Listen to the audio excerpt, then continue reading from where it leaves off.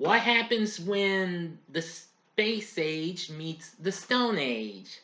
Find out when your favorite modern Stone Age family and Space Age families meet each other together as I talk about the Jetsons Meet the Flintstones right now. Big Days! Entertainment rankings and reviews. So, greetings, my fellow YouTubers, and welcome to Big D's Entertainment Rankings and Reviews. My name is Doyle, better known to you as the Big D, and this time around I bring to you a review of the 1987 made-for-TV animated crossover flick, The Jetsons Meet the Flintstones. This originally aired in syndication, of course, as part of the Hanna-Barbera Superstars 10 series. This would be the third film of the series, following Yogi's Great Escape and Scooby-Doo Meets the Boo Brothers. Anyway, the 2-hour flick stars the cast of both the Flintstones and the Jetsons as they cross paths following a time travel experiment gone wrong.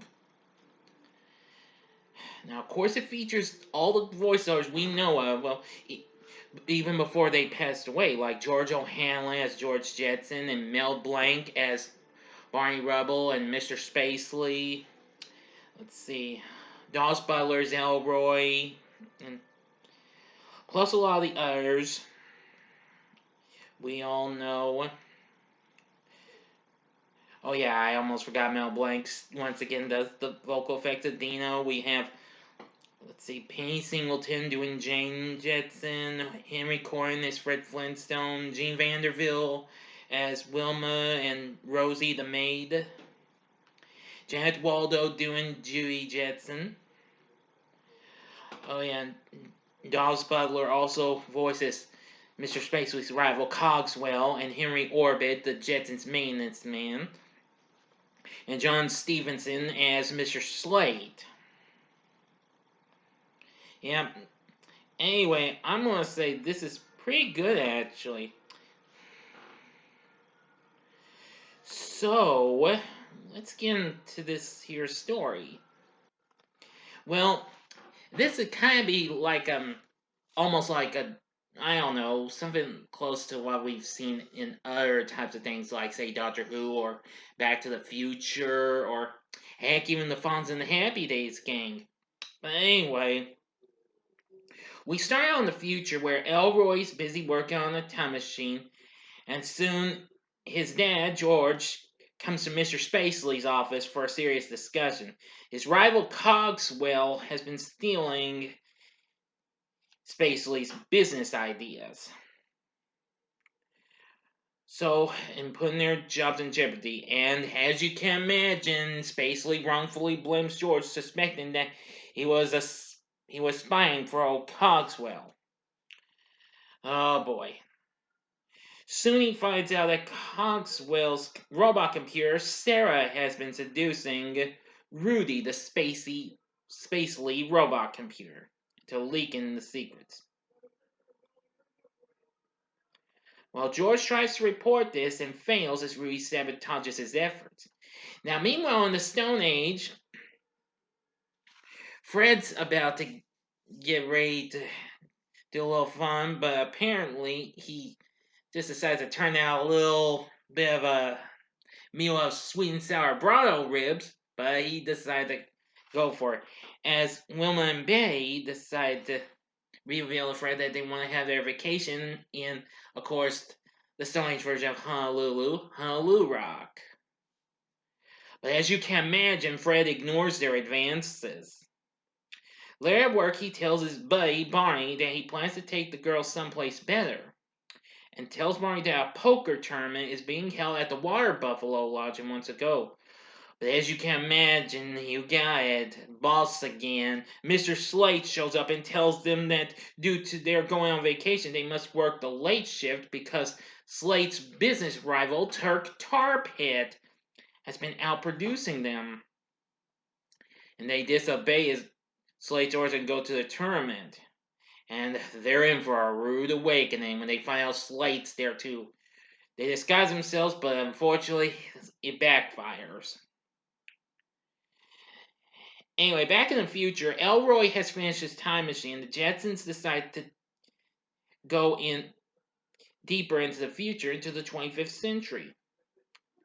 But once Elroy gets the time machine working, Astro accidentally sets the switch to pass. Oh boy. With no job, of course, after being fired by Slate, the Flintstones and Rubbles are forced to settle for a camping holiday. And soon they eventually get to meet the Jetsons. Fred is amazed by George's gadgets and decides to help them out with, with Mr. Slate in a competition at the upcoming company picnic. And he passes George off as his cousin, Fred does. But apparently, well, Fred and Barney end up in hot water again as Astro and Dino kind of mess things up.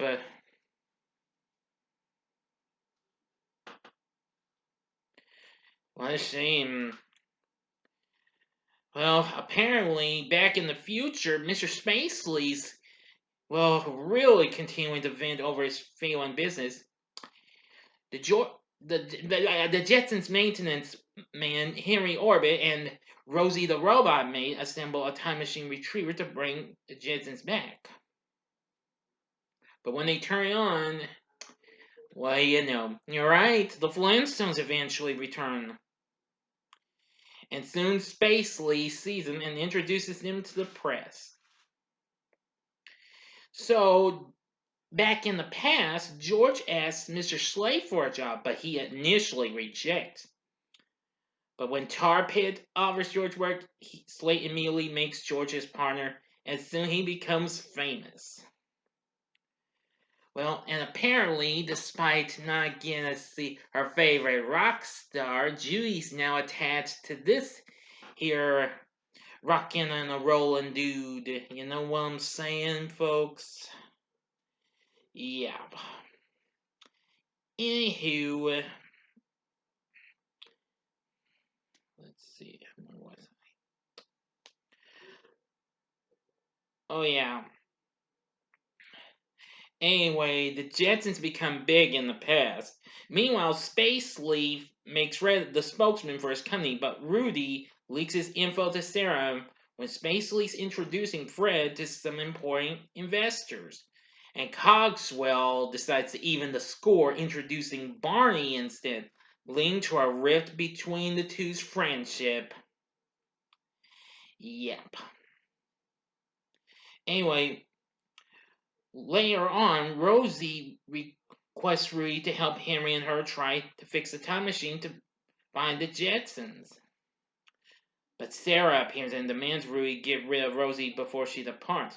But Rudy agrees to do whatever he can and leaves Sarah for good. And soon Rosie gets transported to the Stone Age and finds her family. Okay, now for the ending. You know the procedure. 5 seconds to stop. Go to the description box below and fast forward to the time below. Here we go.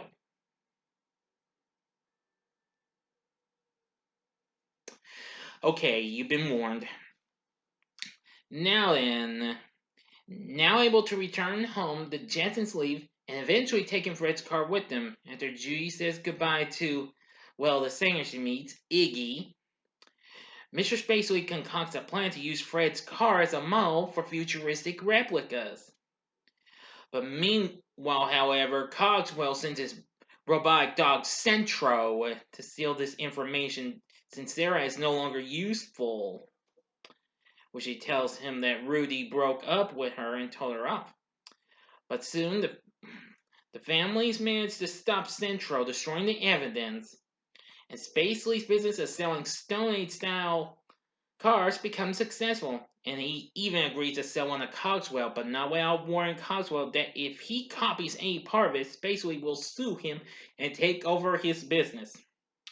Soon, Fred and Barney repair their friendship. Spacely lets George keep his job, and George offers his partnership with Mr. Slate to Fred and Barney to give them their jobs back. Just as they are about to leave home, Elroy tells them that the time machine is broken and can't be repaired. Fortunately, they are able to return to the Stone Age because Fred's car absorbed the time machine's quadrupolants and sends the Stone Age family back to good old Bedrock. And soon the Flintstones and the Rubbles then bid a fond farewell to the Jetsons and are sent back to the Stone Age. End of story. So, what did I think of the Jetsons Meet the Flintstones? Well, I actually rented this movie a long time ago as a kid because I didn't have a syndicate affiliate that aired the Hanna-Barbera Superstars 10 yet, unfortunately, since I moved to the country. But anyway, I got to see it. I thought it was pretty good, but I didn't know much more about it until I finally got to revisit it years later on Cartoon Network and then again on Boomerang.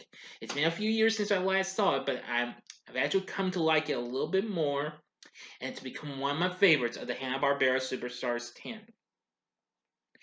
That unfortunately would be the last time we would see the Flintstones for now. However, the following year, the Jetsons did do one more film, and that being Rockin' with Judy Jetson, but I'll review that sometime down the road. And of course, a couple of years later, the Jetsons would be on the big screen for the first time in Jetsons the movie.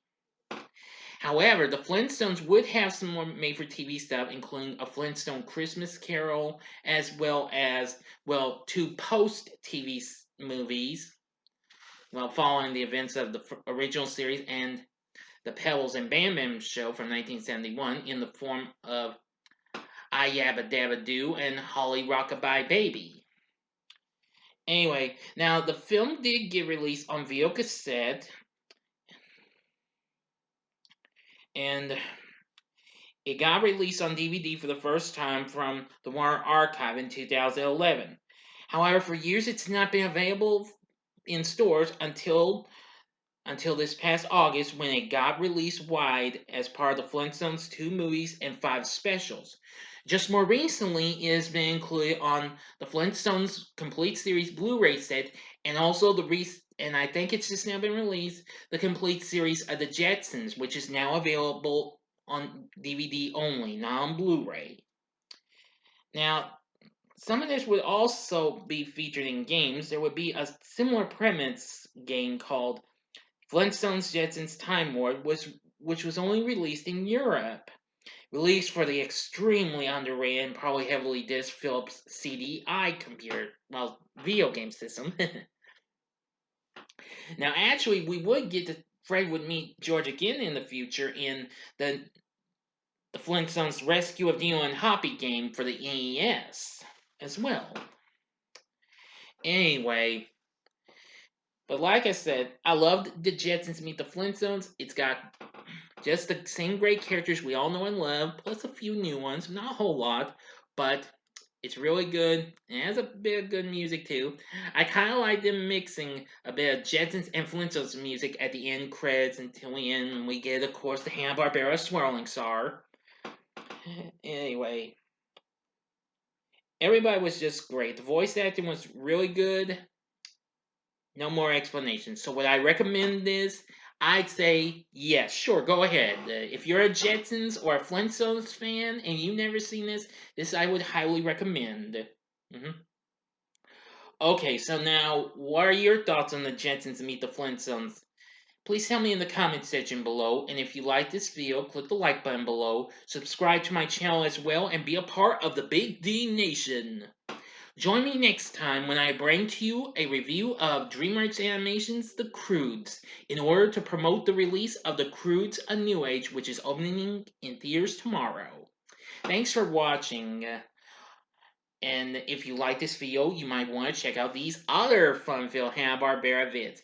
In the upper left-hand corner is my review of the Flintstones' first theatrical feature before the live-action movie, The Man Called Flintstone from 1966. The upper right-hand corner is Jetsons the movie, which I reviewed not so long ago this month.